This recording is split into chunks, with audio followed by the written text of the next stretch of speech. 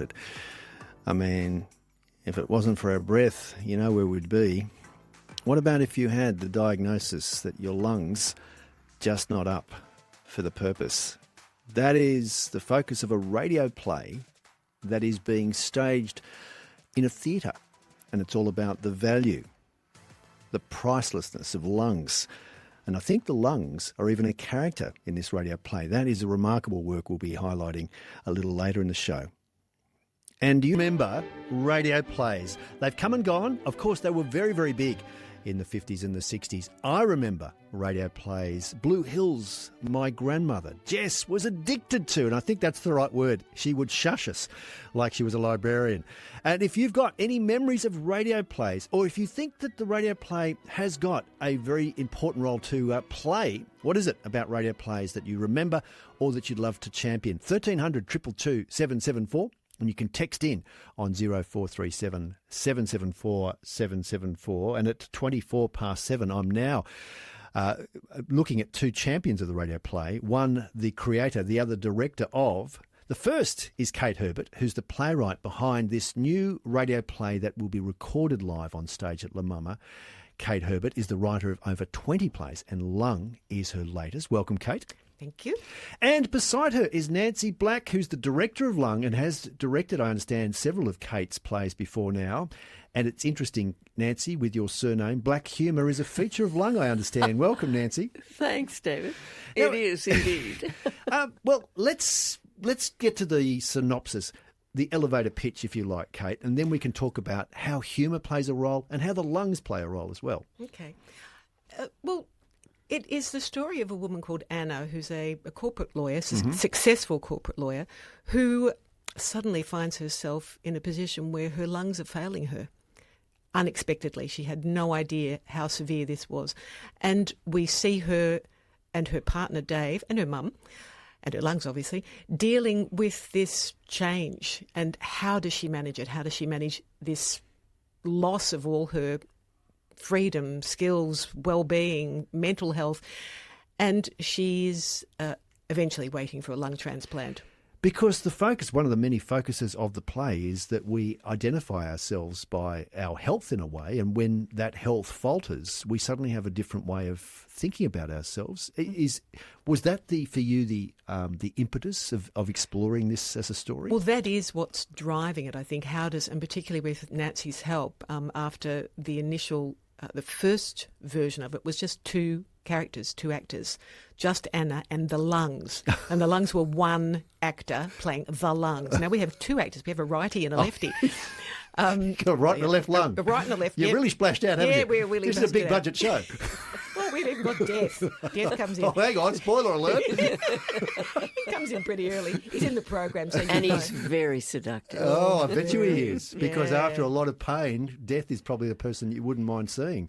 Pretty much is the story. Yeah, exactly. But you're right about losing a sense of self and who am I now that my health is failing? And it's talking about all sorts of different illnesses, not just lung diseases. We're not specific about the condition because there are so many different ones that can lead to a lung transplant, but people who've suffered other life-threatening illnesses or experienced cancer and cancer treatments, they're constantly facing what next. Well, we're all on that very high wire and we can fall off at any point. We realise there's an abyss below. This is what this play explores and how our sense of self is challenged and threatened as we do face terminal illness or illness of long-standing. Now, Nancy, I think you must be a masochist or a dear friend of Kate. I can't decide which, perhaps both.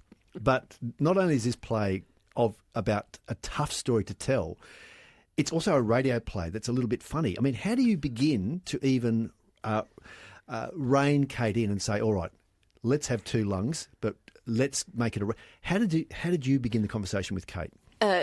Well, it was, first of all, looking at the idea of change. Mm-hmm.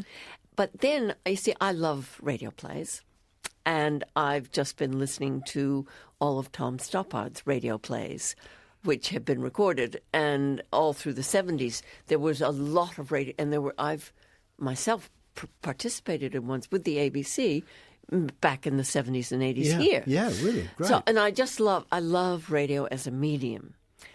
But as soon as you stage a radio play, you're creating a visual world.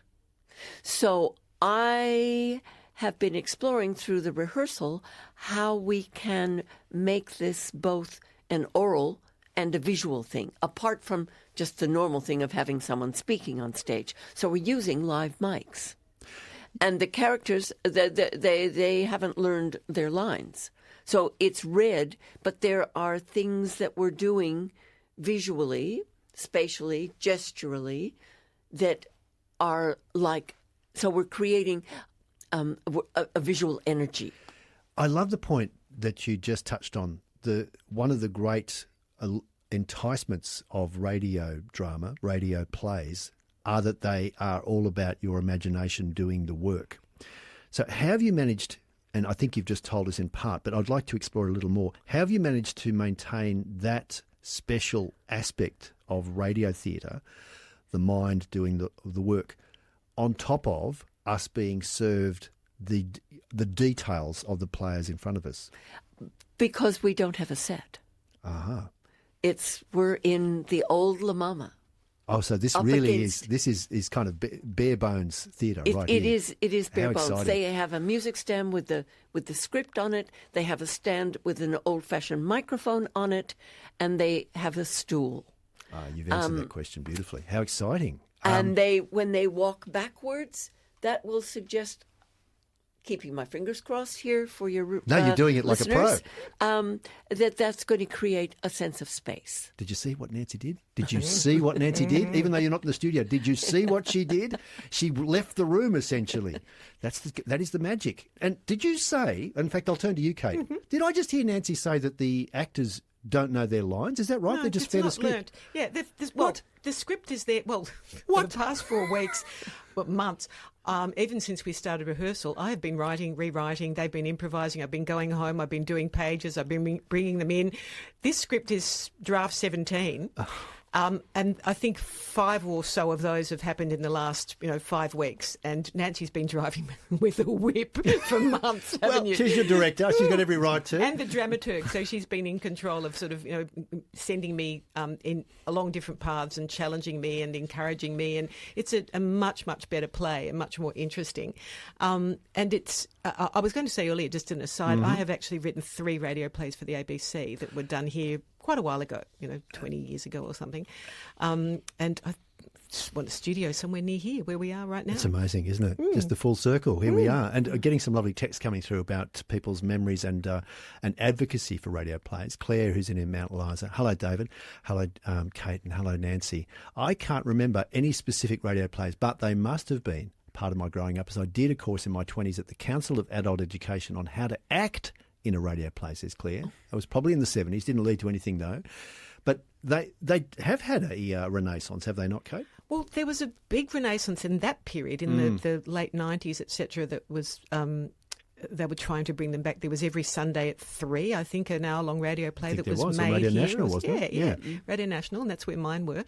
And then they sort of disappeared again. Then something came back with a sort of, soundscapey kinds of things, and it's sort of turned into podcasts now rather than radio plays, don't you think, Nance? Yeah, podcasts are all the rage, as you know. And they're quite theatrical, really. They might recreate a scene, or the interview becomes a conversation. Yeah. Unscripted, but still an unfolding story that sits at the heart. Yeah. Nancy, we didn't really explore the idea of humour. I guess it's a question for both of you, but what role does humour play in a story that is as drastic and as dire as it gets? How does humour even get a look in? It gives you a whole different angle to look at the character. It's part of. I think it's one of the things that distinguishes the human being is that we are able to laugh at ourselves going through horror.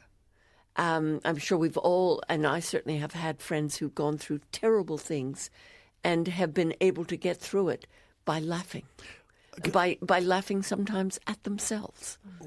Why do we do this? Why is this such a human trait? Because it's resilience and it's survival.